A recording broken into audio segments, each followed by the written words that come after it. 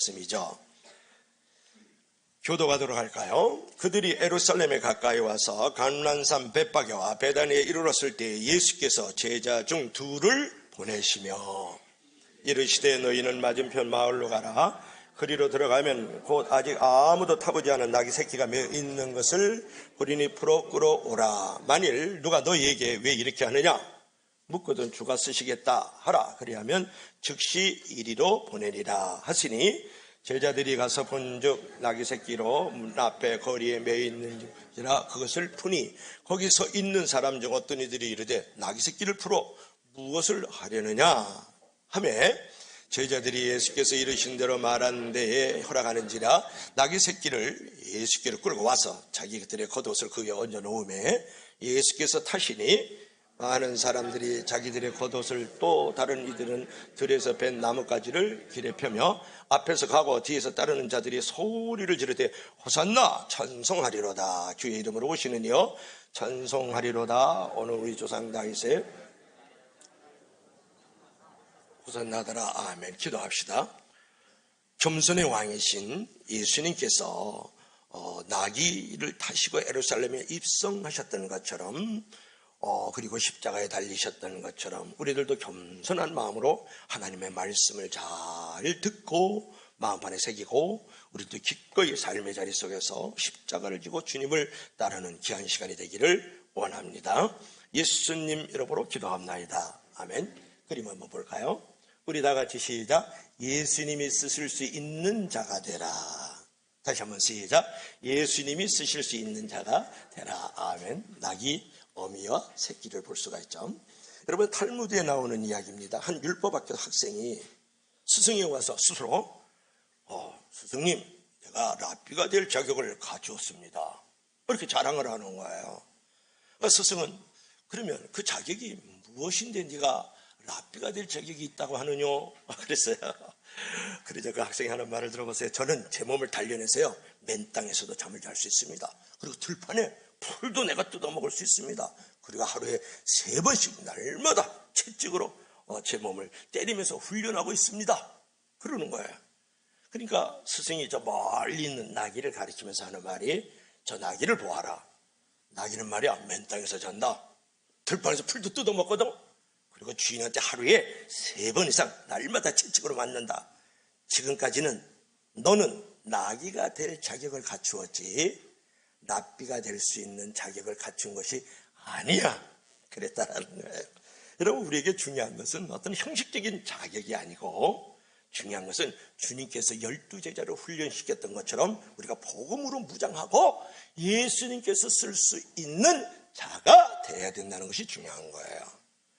오늘 본문에 보면 3절에 보면 주가 쓰시겠다라는 그런 표현이 나와요.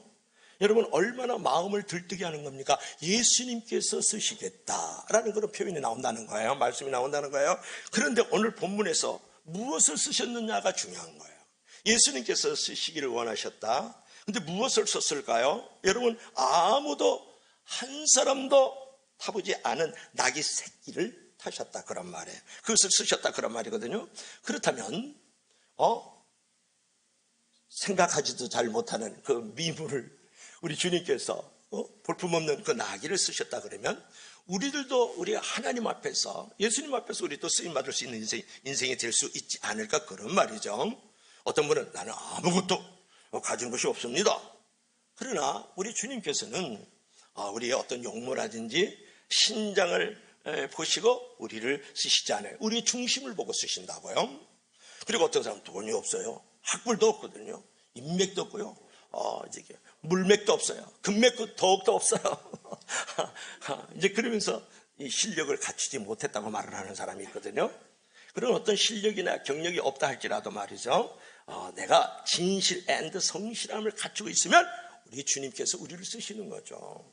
여러분 이 세상에서 주님 앞에서 쓰임받지 못할 인생은 없다. 그런 거예요. 그렇다면 주님이 쓰실 만한 주님이 원하시는 어떤 자격 기준을 우리가 갖춰야 되지 않을까요? 그래야 멋지고 맛있는 인생으로 주님 앞에 쓰임을 받을지 않을까 그런 것이죠. 자 그렇다면 주님은 과연 어떤 사람을 쓰실까요? 자 첫째로 우리 다 같이 시작. 순수하고 순종하는 자. 오늘 이 두 제자가 지금 주님의 말씀을 의지해서 나귀 새끼를 끌고 오는 장면을 여러분이 지금 사진으로 보고 있는 거거든요. 자, 우리가 1절부터 3절 한번 읽어볼까요? 시작. 그들이 예루살렘에 가까이 와서 감난산에 벳바게와 베단을 이르렀을 때 예수께서 제자 중 둘을 보내시며 이르시되 너희는 맞은편 마을로 가라. 그리로 들어가면 곧 아직 아무도 타보지 않은 나귀 새끼가 매 있는 것을 보리니 끌고 오라. 만일 누가 너희에게 왜 이렇게 하느냐 묻거든 주가 쓰시겠다 하라. 그리하면 즉시 이리로 보내리라 하시니 또는 즉시 돌려보내리라 하라 하시니라. 2절 한번 볼까요? 자, 2절. 여러분 본문 2절에서 보면 아무도 타지 않은 나귀 새끼 이라면 우리가 문맥을 볼 수 있는데 아무도 타보지 않은 나귀 새끼는 무엇을 의미하는 것일까요? 그것이 중요해요. 여러분 주님께서 어미 나귀 아니 아빠 나귀보다도 새끼 나귀를 끌고 오라고 하신 것은 무엇을 의미하는 걸까? 그것은 바로 순수하고 깨끗한 사람을 쓰신다는 의미가 거기에 있는 거예요. 여러분 금그릇이라도요 거기에 오물 있고 쓰레기 있으면요 음식을 담을 수 없는 그릇이 되는 거예요. 쓸 수 없는 존재가 되는 거예요. 그런데 질그릇인다 할지라도 거기에 말이죠 깨끗하게 씻겨져 있다 그러면 거기가 음식을 담는 그릇으로 쓸 수 있는 그릇이 될 수가 있다는 거예요. 여러분 마찬가지로 우리가 비천하고 무능하고 가진 것 없고 볼품 없다 할지라도 우리 자신을 깨끗하게 유지하면 반드시 나귀 새끼를 예수님께서 사용하시는 것처럼 우리를 사용하여 주시는 줄로 믿을 수 있기를 바랍니다. 그런데 물론 그래요. 제 아래 팔려있지 않는 사람은 없어요. 누군지 뭐 정이나 어떤 욕심으로 말미암아서 죄가 없는 사람은 한 사람도 없지만 깨끗한 사람은 한 사람도 없지만 그러나 그 죄의 문제를 해결해 주시는 분이 계시잖아요. 예수님께서 십자가에 달려 죽으시면서 흘리신 그 피로 말미암아서 우리가 지었던 모든 죄악들을 깨끗이 씻겨 버릴 수가 있는 거거든요. 그러니까 죄를 회개하고 우리가 하나님 앞에 믿음으로 나오면 그 깨끗함을 보시고 하나님께서 우리에게 삶의 자리에서 쓰실 수 있는 은혜를 베풀어 주는 줄로 믿을 수 있기를 바랍니다. 나귀 새끼가 순수하고 깨끗했던 것처럼 말해요. 그뿐만이 아니고 여러분 나귀 새끼를 왜 쓰셨을까 그럴 때 주님께서 그 어린 나귀를 타신 것은 순수한 사람을 쓴다는 의미도 있지만은 순종하는 사람을 쓴다는 의미도 있다는 것을 알아야 돼요. 어린 나귀는요 아무도 타보지 않았습니다. 그 말은 뭐냐면 아무도 타보지 않았다는 것은 아무 사람이나 아무 곳에도 길들여지지 않았다는 의미가 거기에 있는 거예요. 여러분 자기 뜻과 자기 고집, 자기 어떤 철학으로 이제 만들어져 가지고 사람들의 말을 듣지 않는 짐승일 수 있는 거거든요. 그런 사람들도 있잖아요. 그런데 이게 어린 나귀 새끼는 아무도 타보지 않았기 때문에 아무 것에도 길들여지지 않은 존재라는 거예요. 그렇기 때문에 무엇보다도 이 예수님이 쓰시기에 너무 좋은 존재라는 거예요. 여러 가지 세상의 것들로 세상의 사람들로 길들여져 있으면 예수님이 쓰기가 힘들어요. 자기 고집이 있고 자기 철학이 있고 자기 목적이 있고 자기 인생이 있기 때문에. 그런데 이 나귀 새끼는 말이죠 아무도 타보지 않아서 길들여지지 않은 존재이기 때문에 예수님께서 쓰실 수 있는 순종할 수 있는 짐승이다 그런 말이거든요. 자 오늘 본문 1절부터 3절에 나오면 여러분 나귀만 순종적인 부분이 있는 것이 아니고 두 제자도 순종을 했다는 것이 중요해요. 주님은요 그 제자들에게 맞은편 마을로 가라 그랬어요. 그러면 아무도 타보지 않은 나귀 새끼가 있으니까 끌어오라 그랬다고요. 그러니까 2절에 보니까 가라 그랬어요. 그리고 또 2절에 보니까 오라 그랬거든요. 그러니까 맞은편 마을로 가. 그리고 매여 있는 나귀 새끼 끌고 오라. 이렇게 명령을 했단 말이에요. 그래서 제자들이 지금 맞은편 마을로 간단 말이에요. 순종함으로. 그래서 이제 맞은편 마을로 가니까 이제 그 나귀 새끼가 있을 거 아니에요? 근데 우리 제자들이 이제 걱정하는 게 있어요. 아니, 지금 예수님께서 돈을 주면서 나귀를 사오라 그러든지, 무슨 계약서라도 써고선 나귀 새끼를 끌고 오라 그래야지. 그냥 주가 쓰시겠다 하라. 그리고 끌고 오라는 거야. 그러니까 너무 황당하지 않아요? 너무 난처하지 않아요? 괜히 그 나귀 새끼 끌고 오다가, 풀고 오다가 그냥 도둑으로 물려가지고, 돌무더기에 쌓이면 좀 어떡하냔 말이에요. 욕 맞으면 어떻게 해요? 그래서 제자들이 이제 어떻게 해야 되나? 주님 말씀을 따라야 되나 말아야 되나? 어떤 봉변을 당하지는 않을까? 여러 가지를 얘기하면서 이제 그곳에 갔을 것이라고 생각을 해요. 저도 여러분들도 그러지 않았겠어요?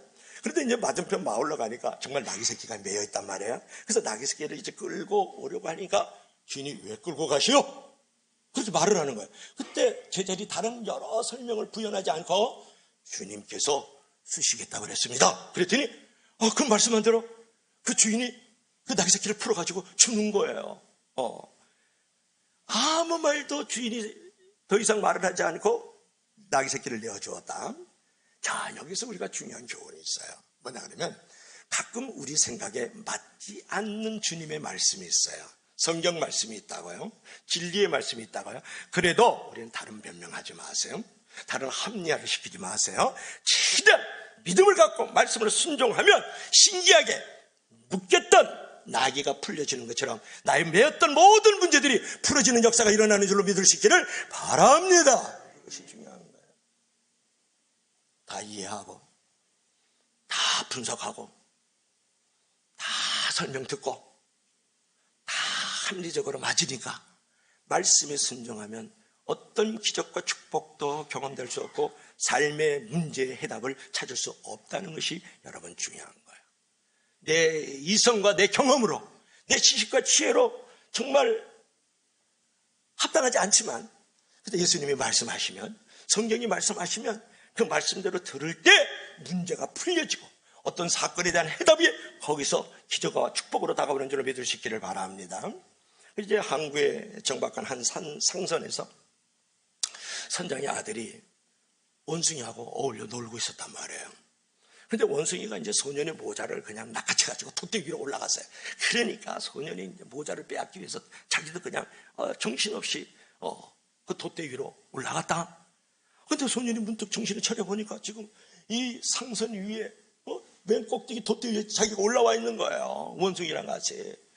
그러니까 너무 이제 공포스러워가지고 막 몸을 떨면서 막 엉엉 울고 막 밧줄을 잡은 채로 그냥 몸을 부들부들 떨면서 아주 그냥 절체절명이 아주 위험한 사건이 됐단 말이에요. 그때 그 아들의 아버지가 선장이었다고요. 돛대를 향해서 권총을 딱 쳐놓았어요. 아들, 밧줄을 놔. 바다로 뛰어들어라. 그렇지 않으면 너는 나의 총에 맞아 죽을 것이다. 이제 그런 거예요. 그러니까 소년이 두 눈을 딱 감고 아버지 총에 맞아 죽으면 안 되니까 파도가 막 넘실거리면서 삼키려고 하는데 뛰어내렸단 말이에요. 아버지 말만 믿고 뛰어내린 거야.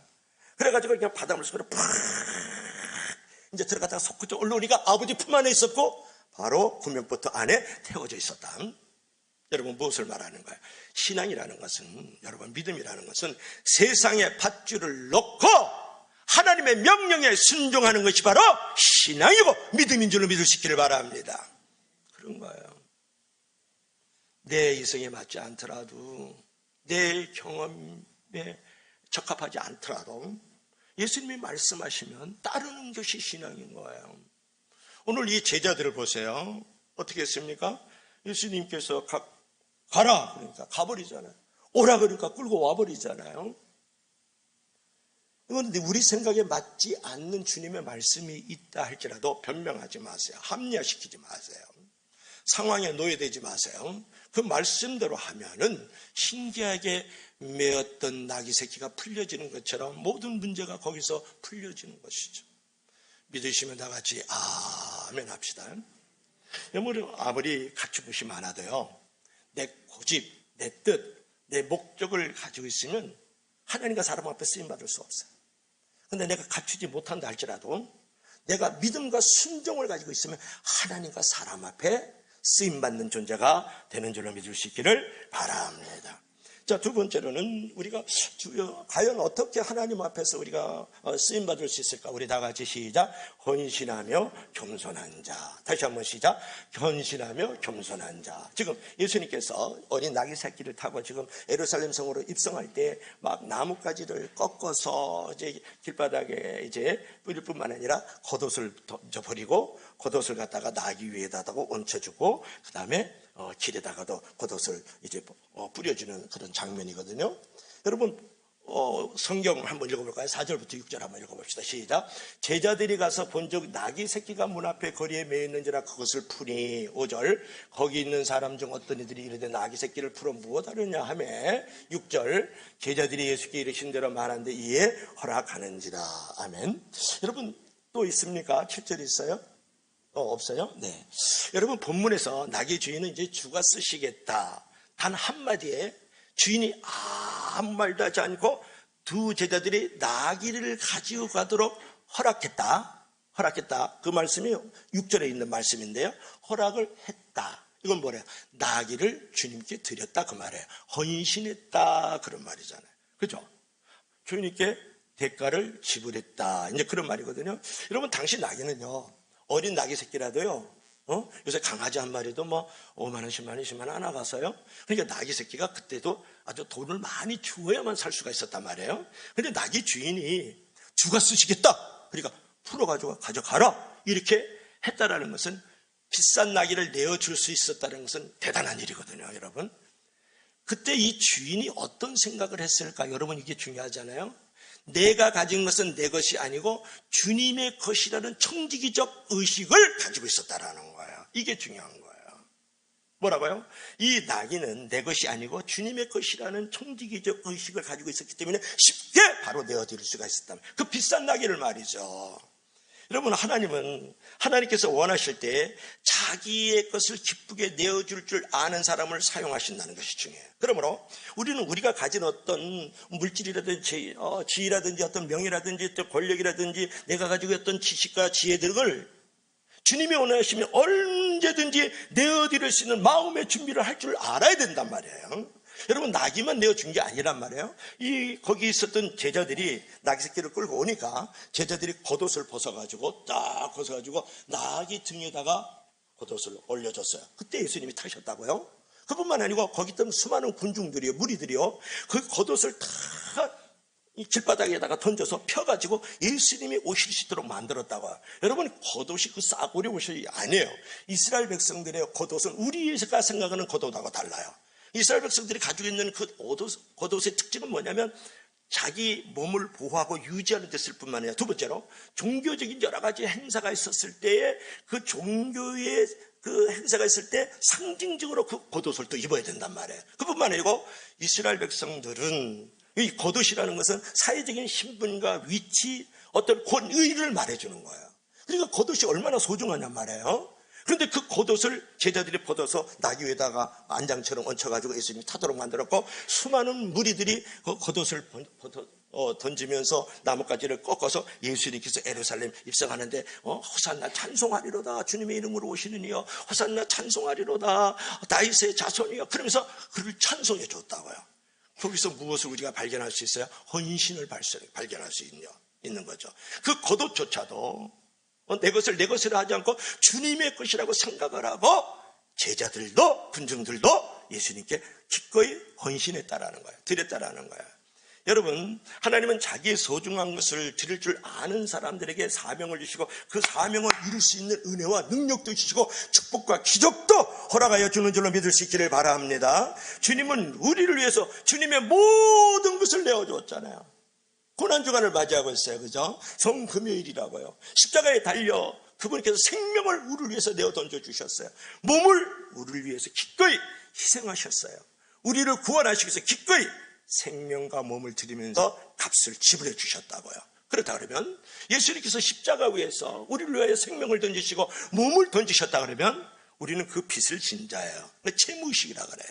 그걸 빚진 자의 의식이라 그런다고요. 우리는 청지기 의식만 가질 뿐만 아니라 우리는 빚진 자의 의식을 가져야 돼요. 채무의식을 가져야 된다고. 그분께서 십자가 위에서 그 한 방울의 피도 남기지 않고 다 쏟으시고 말이죠. 그리고 십자가에서 당신의 생명을 던지셨고 몸을 기꺼이 희생하셨잖아요. 머리에 가시관 쓰시고 양손과 양발에 대못 박히시고 창에 허리 써서 물과 피를 다 쏟아주셨다고요. 그 값으로 우리가 구원받은 거예요. 우리가 그 값으로 영생을 얻었다고요.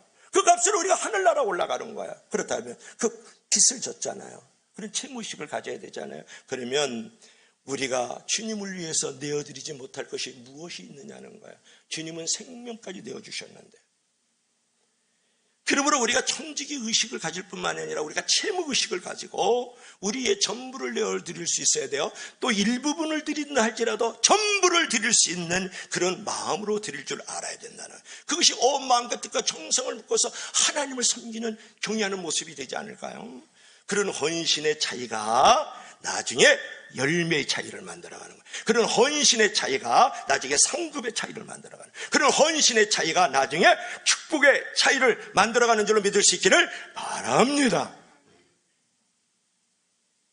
그런 종료주일, 그런 고난주일, 그런 부활주일이 아니면 부활절 봉투에다가 헌금만 바치는 거야. 돈만 아까운 거야. 그런 채무의식, 그런 청지의식이 없으면 돈만 손해보는 거예요. 그래서는 안 되겠죠. 그런데 우리가 이제 헌신할 때에 이렇게 교만한 사람이 있고요, 헌신할 때에 겸손한 사람이 있어요. 하나님의 일을 하면서도 아주 교만 덩어리로 일하는 사람이 있고, 어떤 사람은 아주 겸손한 덩어리로 일하는 사람이 있거든요. 이외에 주님께서는 예루살렘에 입성하실 때 권력과 부와 이제 화려함을 상징하는 말을 타고, 황금마차를 타고 입성하지 않고 초라한 아빠 나귀도 아니고 엄마 나귀도 아니고 나귀 새끼를 타고 오셨을까? 그것은 뭐냐면 겸손을 예수님께서 보여주시는 상징적인 것이거든요. 여러분, 스가랴서 9장 9절에 보면 어린 나귀를 타시고 이제 구세주가 입성하신다라는 말씀이 있어요. 스가랴서 9장 9절이니까 외우기 쉽죠. 그러니까 주님이 겸손하시는 분이라는 것을 나타내기 위해서 나귀를 타셨고, 그래서 그분은 겸손하신 거예요. 저 같으면 해도 요즘 말로 하면 하다못해 자전거라도 타고 오토바이라도 타고 들어가지. 그냥 들어가겠어요. 나귀가 주님을 이제 등에 대고 예루살렘을 입성할 때 사람들이 막 호산나 호산나 찬송하리로다 그래요. 지금 구원받을 때입니다. 지금 영광을 주세요. 막 그런 소리예요. 그게 호산이라는 말은 이제 히브리어로 뭐냐면은 지금 구원받을 때입니다. 지금 구원하소서, 그런 말이에요. 그게 히브리어거든요. 그러니까 호산나 찬송하리로다 그러면서 주의 이름으로 오시는 이여 다윗의 자손이여 막 그러면서 찬송을 하거든요. 그러고 나서 이제 들어갔다가 나귀가 이제 예수님을 데려다 드리고 예루살렘 한복판에 데려다 드리고 이제 나올 때 아무도 나귀를 거들떠보지 않는 거예요. 예수님을 태웠으니까 칭찬받고 막 갈채가 있고 또 영광을 막 돌리는 일들이 벌어지는 거지. 나귀 새끼가 예수님을 내리는 순간에 칭찬도 없고 갈채도 없고 영광도 없는 거예요. 나귀라는 건 예수님 때문에 박수받고 환호받고 인정을 받고 영광을 받는 거지. 근데 그 장면이 이제 우리에게 무엇을 시사하느냐가 이제 중요한 거거든요. 우리가 주님의 사명을 가지고 일을 하게 되면 사람들로부터 영광을 얻어요. 인정을 받고 칭찬을 받아요. 그럴 때 우리가 생각해야 될 게 있어요. 나귀 새끼는 예수님 때문에 칭찬과 영광과 존재가 있는 거지. 네가 지금 잘나서 그런 게 아니야. 너는 지금 볼품없고 나약하고 정말 이제 부족한 나귀 새끼잖아요. 그러니까 우리가 주의를 하다가 어떤 영광이 있고 칭찬이 있고 뭐 이렇게 갈채 박수 받으면 그때 조심해야 돼. 그때 교만 덩어리가 돼가지고 시험에 들지 말라는 거예요. 우리가 가끔 보면 주님의 일을 하면서 이제 큰 일을 한다고, 큰 교회 목회자라고 다른 사람들에게 보기에 겸손하지 못한 모습으로 비춰지는 경우가 있거든요. 그럴 때 우리 주님께서 버리시는 거예요. 그럴 때 주님께서 등을 돌리기 시작하는 거예요. 여러분, 아주 조심해야 돼요. 내가 나된 것은 하나님의 은혜로 되는 것이지, 내가 잘나서, 내가 있어서, 내가 뭘 알아서 그런 존재가 되는 게 아니거든요. 하나 얘기 한번 해줄까요? 어떤 목사님이 계시는데 그 교회는 사람들이 수천 명 수만 명 와요. 팔로워도 수십만 명 돼요. 그런데 그 목사님이 이제 자기 교회에다가 전시관을 만들었다. 그래서 자기가 태어나서부터 지금까지 목회한 걸 다 교회 안에다가 그냥 다 만들어 놓은 거예요. 별걸 다 만들어놨다. 쓰던 성경책, 치던 종, 그런 거 다 갖다 놓고 주일학교 학생부터 어른까지 그 교회에 등록을 하면 다 거기를 전시관을 둘러야 돼. 그 교회 전시관이 있으니까. 여러분, 그건 무엇을 말하는 거야? 그리고 자식 새끼한테 교회도 물려주고 말이죠. 그러지 말라고 제발. 그냥 그 원성이 자자한데도 돈이 있고 사람이 많고 힘이 있으면 절대 권력은 절대 부패하거든요. 그래서 말을 안 들어. 근데 우리 통합적이라도 저런 뭐 순복음이라든지 아니면 칩 내기 그러면 좋은데 여러분 무엇을 말하는 거야? 내가 이만큼 이 자리에 있게 된 거, 이 무대에 선 거는 하나님이 만들어준 거지. 내가 지금 영광을 받고 갈채를 받고 막 칭송을 받고 환호를 받는 것은 예수님이 내 등에 계시니까 그런 것을 내가 누릴 수 있는 거지. 내가 잘나서 그런 게 아니잖아요. 나아기 새끼를 보세요. 그런 거 아니겠어요? 여러분들께서도 교회는 무슨 일을 한다 그러면 나를 왜 인정 안 해주고 내 영광을 왜 안 돌려주지? 여러분 그러지 마세요. 뭐 우리 교회는 없고요. 옆에 교회는 있는 것 같은데 우리 교회는 없어요. 그런 마음을 가질 때 그때 그 마음에 사단이 튼다요. 귀신들이 장난하면서 시험이 온다고요. 그러면서 너는 스스로 고난의 자리로 들어가기 시작하는 거야. 왜냐? 너 지금 믿음의 맷집을 좀 만들어줘야 되겠거든. 너 사람을 좀 만들어야 되겠다. 그런 거예요. 사단이 끌고 들어가고 하나님이 끌고 들어가요. 사람 만들려. 그러니까 여러분이 사람이 영적으로 가장 주의할 때는 뭐냐면 사람으로부터 인정과 칭찬을 받을 때다. 그러나 큰 일하고 큰 영광, 큰 직분을 얻었다 할지라도 겸손함을 잃지 않을 때 주님은 끝까지 그를 사용하여 주실 줄로 믿을 수 있기를 바랍니다. 그러므로 우리가 겸손하게 헌신해야 된다. 그것을 우리가 두 번째로 우리에게 말씀하는 거죠. 우리 한번 읽어볼까요? 시작. 내 것은 주님의 것이라는 청지의식을 가져라. 아멘. 자, 마지막으로 성공해 봅시다. 시작. 고난의 십자가를 져라. 그랬어요. 고난의 십자가를 져라. 우리 한번 읽어봐요. 시작. 나귀 새끼를 예수께로 끌고 와서 자기 겉옷을 그 위에 얹어놓음에 예수께서 타시니 많은 사람들은 자기의 겉옷을 또 다른 이들은 들에서 벤 나뭇가지를 길에 펴며 앞에서 가고 뒤에서 따르는 자들이 소리지르 큰 목소리로 시작. 호산나 찬송하리로다. 주님의 이름으로 오시는 이여 10절 찬송하리로다. 오는 우리 조상 다윗의 나라여 가장 높은 곳에서 호산나 하더라. 아멘. 이제 주님이 이제 어린 나귀를 타고 이제 예루살렘에 입성하니까 그 많은 군중들이 환호를 하는 거예요. 막 할렐루야 좀 말하면 아멘 그러면서 환호를 하는데 며칠이 지나가지 않아서, 요게 중요해요. 며칠이 지나지 않아서, 요즘 말로 하면 한 금요일쯤 됐죠. 금요일쯤, 목요일 금요일 이렇게 됐는데 희롱을 하고 저주를 하는 거예요. 그 군중들이 조금 전에는 나뭇가지를 펴서 던지고 그 다음에 겉옷을 펴서 던져서 예수님을 환영하던 무리들이, 환호하던 무리들이 갑자기 저주하면서 막 희롱으로 바뀌기 시작하는, 결국은 뭐냐 그러면 똑같은 군중들이 십자가에 못 박으라고, 저 예수라는 작자를 십자가에 못 박으라고 막 그러는 거예요. 여러분 여기서 우리가 이제 생각해야 할 것은 뭐냐면 군중이라는 것은 예수님을 따르는 무리들은 신뢰할 수 있는 존재가 아니라는 거예요. 여러분 우리는 군중을 신뢰하지 말아야 돼요. 군중들의 환호에 마음도 빼앗기지 말고 우리의 영혼도 빼앗기면 안 돼요. 우리는 주님에게 우리의 마음을 빼앗길 줄 알아야 되고 주님에게 우리의 영혼을 빼앗길 줄 알아야 된다. 주님께서는 다수의 군중들과 일하신 적이 없어요. 주님께서는 소수의 제자들을 통해서 큰 일을 이루어 가신 줄로 믿을 수 있기를 바랍니다. 그것이 요한복음 6장에 보면 오병이어에게 떡 5개 물고기 2마리로 이제 수많은 사람들을 먹이시잖아요. 그때 그 수많은 무리들이, 그 군중들이 예수님 우리의 왕이 되소서, 왕이 되소서. 그러니까 예수님께서 왕이 되소서란 말을 듣고 바로 산으로 군중들을 떠나서 피난하셨다고요. 요한복음 6장 15절의 말씀이에요. 그런데 결국 예수님은 그 기복주의적인 그런 정복을 지르는 아픈 말씀을 하나 하시는데 뭐냐면 너희들이 나를 찾는 것은 떡 때문이구나. 썩을 양식을 위해서 일하지 말고 영생의 양식을 위해서 일하라. 그런 거예요. 그럴 때 백성들이 예수님 무엇이 영생의 양식을 위해서 일하는 겁니까? 이렇게 이제 물어본다, 그 군중들이. 그랬더니 예수님께서 대답하셨어요. 나를 믿는 것이 하나님의 일이다! 이렇게 얘기를 하는 거예요. 무슨 말이에요? 여러분, 오병이어의 기적을 가지고 허다히 많은 무리들을 먹이고 마시고 그랬을 때 예수님께 몰려든 것은 떡을 먹으려는 태도이지 예수님을 믿는 태도가 아니라는 거예요. 결국 예수님의 이 정복을 찌르는 이 촌철살인 같은 그런 말씀을 듣고 수많은 군중들이 다 흩어져서 예수님 곁을 떠나요. 결국 옆에 남아있는 거 12제자만 남거든요. 그때 예수님이 그들에게 말씀하셨어요. 너희들도 나를 떠나겠느냐?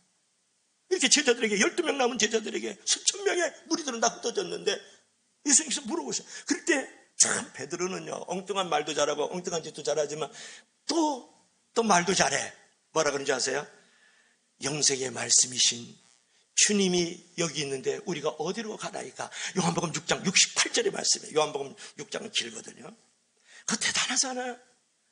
무리를 걸어오러서서 무리를 걸은 사람은 베드로밖에 없다고요. 그리고 마지막까지 영생의 말씀이신 주님, 어떻게 그런 말을 할까요? 그죠? 생명의 말씀이신 주님이 옆에 계시는데 우리가 어딜 떠납니까? 그 말을 듣고 예수님이 얼마나 위로가 되고 얼마나 마음이 기쁨이 가득했을까요? 그 말 한마디가 수천 명의 군중들은 무리들은 다 떠나갔는데 12명의 제자 중에 베드로가 그 말 한마디가 얼마나 위로가 됐을까요? 여기서 우리가 생각해야 될 게 있어요. 여러분, 군중하고 제자의 결정적 차이가 무엇이냐는 거예요. 군중은요, 여러분, 십자가를 지지 않습니다.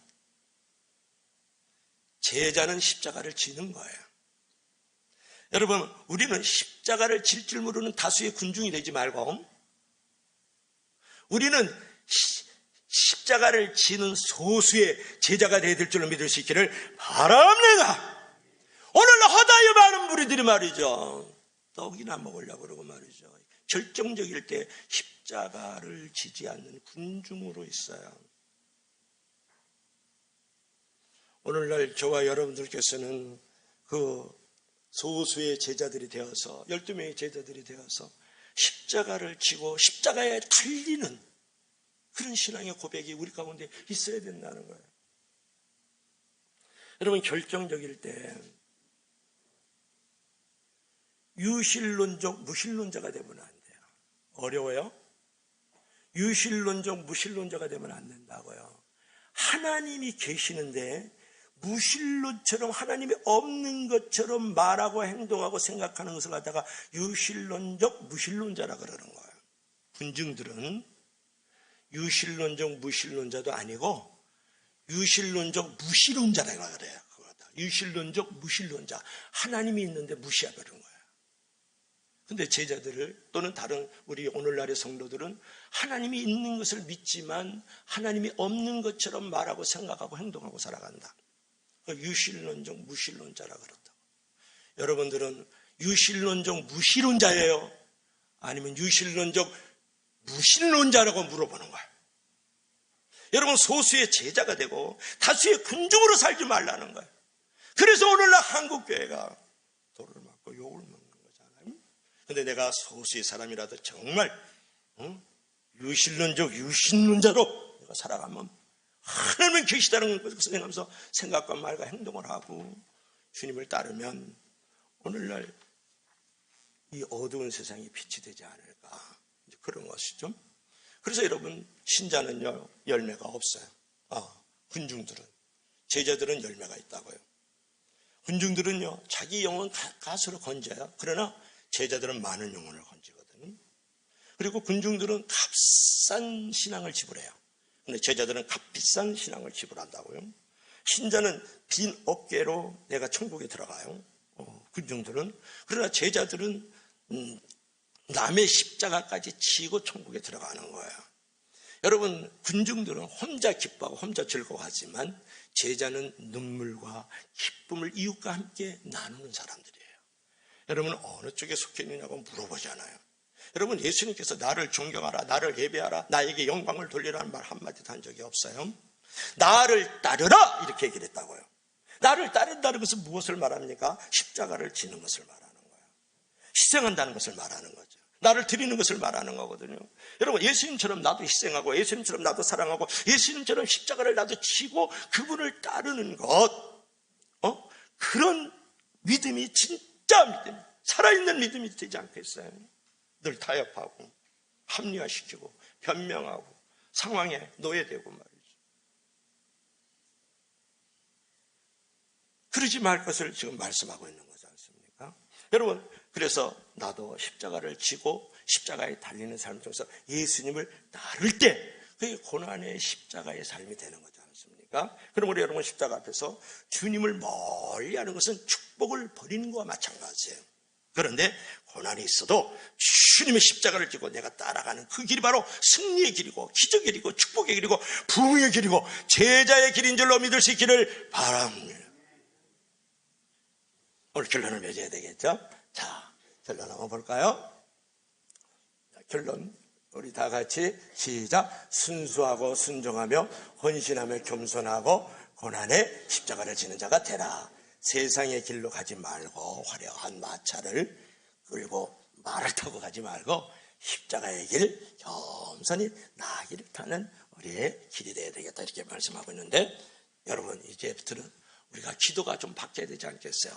하나님, 순수하고 순종하는 자로 하나님 앞에 쓰임받으면서 십자가를 지게 하소서. 하나님, 이제부터는 헌신하되 겸손함으로 헌신해서 쓰임받고 십자가를 지게 하소서. 하나님, 이제는 고난의 십자가를 지고 하나님 앞에 쓰임받으면서 그 길을 따라가게 하소서.